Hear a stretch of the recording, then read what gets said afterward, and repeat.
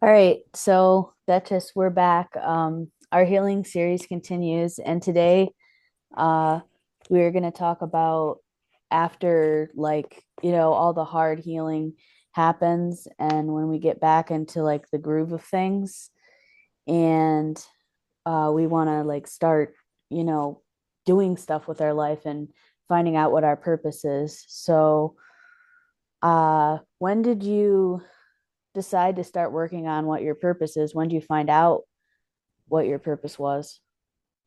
Actually, I always kind of knew what my purpose was because I'm an empath and I feel energy from people and I read people really easily. And so I've always had like this healing energy, and I know that I was put here to help people through difficult times. And I feel like that's why I went through so many things, so I would have more empathy for that. But I wasn't as aware before my healing started what I needed to do in order to live out my purpose because I was so distracted.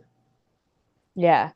Funny you say that because the same with me. I know that I'm an empath and I know that I think this is why we are friends. I think Uh, this is I was talking to somebody about you the other day and they said that you had earth angel energy and dragon energy too.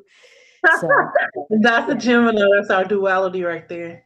yeah. So that and so you found out like you got more focused after you did like hard healing, you're saying, and you fine-tuned what you actually wanted to start doing.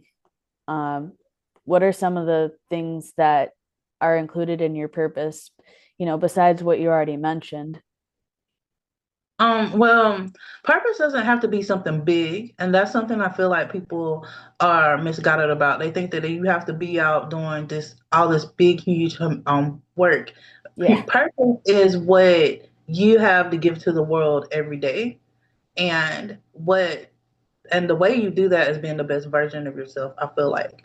So I feel like I started walking in my purpose when I started trying to be the best version of myself, because how can I help anybody else and I'm not helping myself first?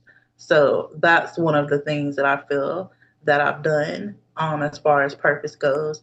Also honoring my calling, which was healing, of course, Yeah. but following my passion, which is using my words, because I love writing and I've always loved reading, and um, I've always been a voice for people that were meek and they didn't want to say certain things. I've always been that outspoken person. Um, so my passion fuels my purpose. That's how I feel like it. Yeah, it's a good way to look at it. Every day is basically you're born and you're just walking in your purpose because you're alive, and you don't have to make a big deal about like, oh, I'm going to go out and save the world like a superhero, which is what I used to think. And I used to walk around and think that I had this big purpose like Spider-Man or something. Right. But I mean, sometimes it can be like that for empaths, but it's not about saving the world. It's about saving yourself and helping others to find the tools to save themselves as well. I believe Okay. that's what basically my purpose is to help out people find their purpose and find healing. Yes, but we're basically both our purposes kind of intermingle and intersect with each other because we are basically trying to help people help themselves. We're not trying to tell them what to do or how to do it. We want them to focus on the things they need to focus on and to get rid of what they don't need to focus on so that they can also go out and be somebody that is putting something productive out here in the world, because we all are here for a reason. Yeah. Some people won't find out what that reason is, and that's okay too, because that's part of the journey. The whole journey is really just finding your purpose and finding out how to live out that purpose. That's it. And if you don't find it, that's fine. It could be anything, but really look at the things that you enjoy and then look at how those things can help other people. And basically, you have it. It doesn't have to be something grand. And if you don't know, don't feel bad about it. That's something I want you to know. Like, you have to figure it out, and it takes time. And you have to think through a lot of confusion, and, we overthink things, and you have to figure out how to do that. Also, you need to learn how to transmute energy, like the negative energy, turn it into a positive. That's a big thing. And as far as healing goes, with us being empaths, I feel like we learn how not to let people drain us, because we figure out everybody's not our assignment and we can't help everyone. And you learn who to share your energy with and who not to share your energy with, and when to turn it on and turn it off. Mm, that's a big thing. Yeah. Um, so it kind of ties in with like when you are moving out of your old identity and moving into your new identity, and you're choosing uh, light over darkness, but in a way where you're also integrating the darkness because you have to do that. You can't just ignore it. But Exactly.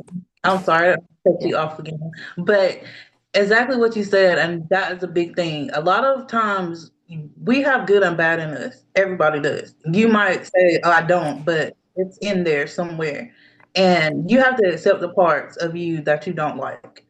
And that's hard for you to do. And until you accept the parts that you don't like, then it's going to be hard for you to live out your purpose. Like she said, you have to integrate the darkness, which means it doesn't mean that you have to be a bad person or anything like that. But sometimes it's necessary to turn up. Like, you can't always be love and light. Sometimes you have to use that bolder voice, and that's what that darkness, as people call it, is. yeah, Yeah, I mean, it's not you being nasty, it's not being you being mean, but sometimes you have to assert yourself. And yes, I kind of feel like that's kind of the dark side, as people would say, or as you said earlier, I think you said somebody said I had dragon energy. yeah, That's what that is. yeah, And it has to come out sometimes.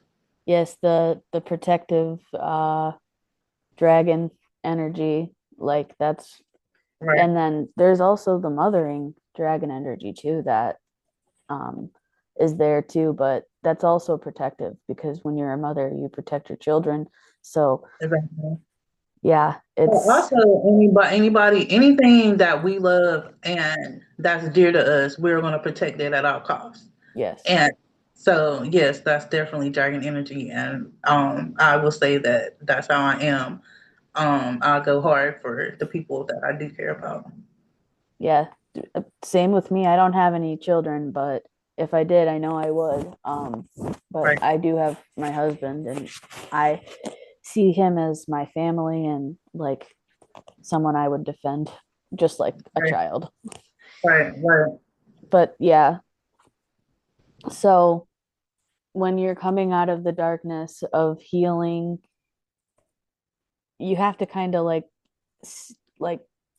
when I was, I don't know, maybe a teenager, I would write poetry and I was writing, you have to hurdle through the darkness to come out into You the have to light. find, yeah, you have to find your thing that helps you process stuff. Like, that's what it is. For me, it was writing. For some people it may be art, or some people it may be something with movement. You have to find something that helps you take that energy that you had and you didn't know what to do with, and you clear your mind. That's the best way I could put it. It helps you clear your mind with what you're doing because you're getting it out in some form. Yeah. And I've kind of been stepping back from social media just a bit. But because I kind of use like AI a little too much and I want to kind of integrate using AI differently. And I've just been, working on my art and my oracle cards and things like that. And it's kind of helping transmute energy. That's what I do. I do the art stuff and writing and, all my music and podcasts. That's how I transmute the energy. But I understand that, and I'm glad you brought up the thing about AI also.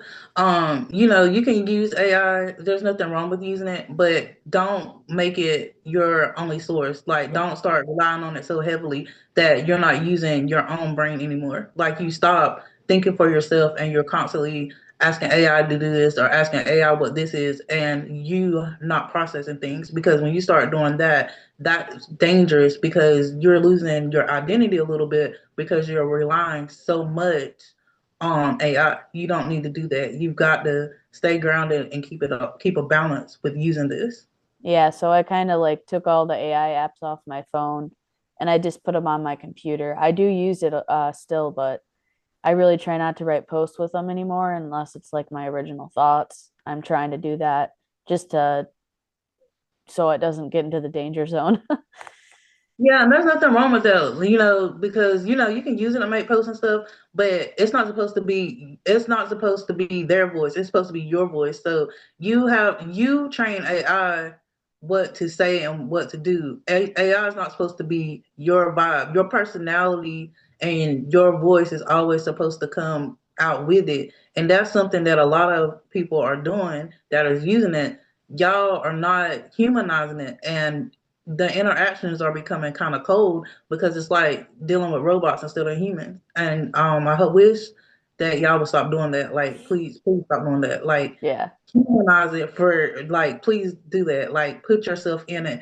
Give it how you talk, how you word things, or whatever, so that it sounds like you. Stop using this robotic stuff. Like, cut it out. Yeah, and I tell AI to stop sounding robotic sometimes. Right, right. So when we finally find our purpose, and even if we don't find our purpose, what do you think the most important thing to remember is in finding the purpose? I think the most important thing is, when you're trying to find out what it is that you're supposed to do, is not to put so much pressure on yourself about what it is that you're supposed to be doing. I know that sounds contradictory, but Yeah. it's not. You have what you need to do is think about what is best for you. Like, what is the best version of me? What is me being happy?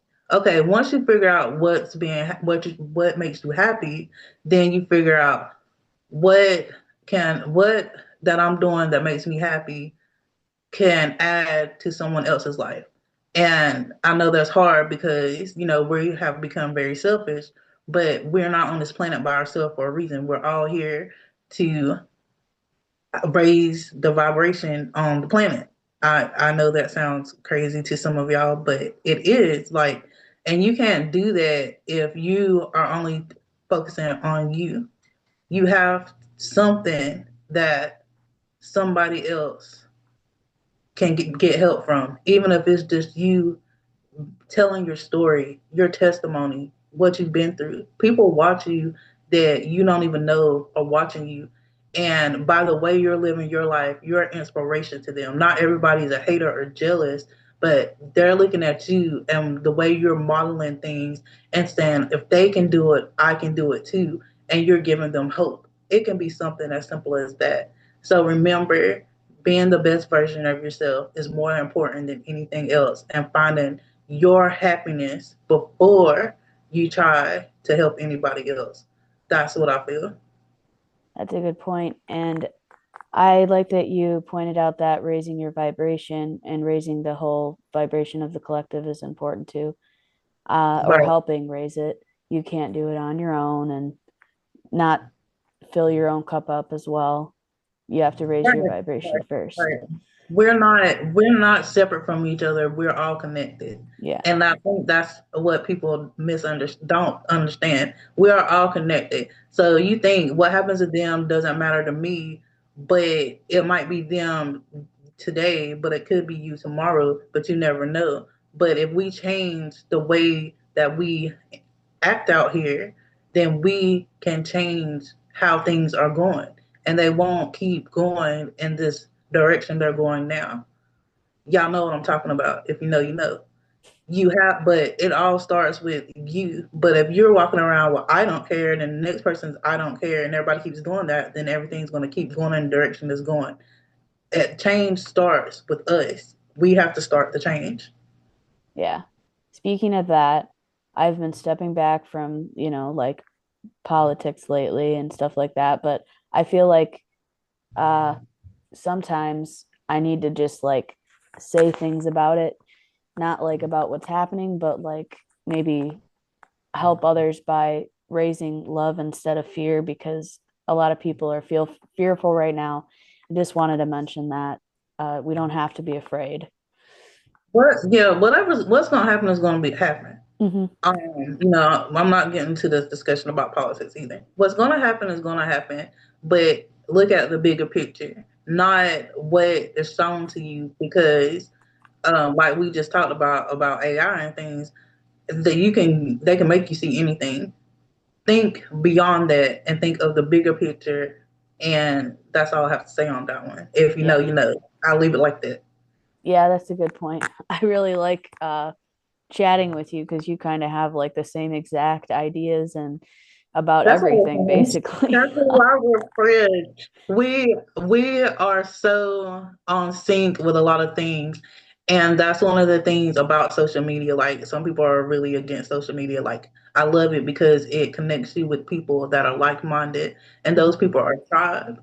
And your tribe will find you when you start raising your vibe. They will. But because you're healing and they see that you're on the same thing that they're on, and they'll be drawn to you. So that's why raising your vibe and being your best self, going back to what we were talking about before, is so important, because you everything that's not for you will start falling off, and people that align with you will find you. And like we found each other. There's a billion people on the internet, but we connected and we became friends, and here we are. Yep.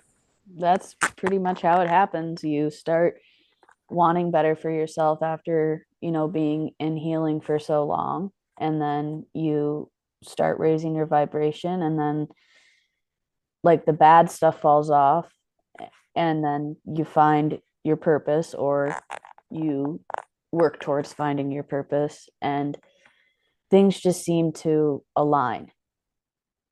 Well, I really enjoyed this, and I want to leave the audience with a question. What do you feel like your calling is? I'm not even asking you what you feel like your purpose is, but what do you feel like that you've been running from? Because we all have had that voice telling us something we're supposed to do that we haven't done, because either we felt like we weren't ready, or we just were like, no, I'm not doing that. I want to ask you guys, what do you think it is? And leave it in the comments. All right. I hope you have a great day. I hope you guys have a great day, and you too, Kiana. Yep. Bye. Bye.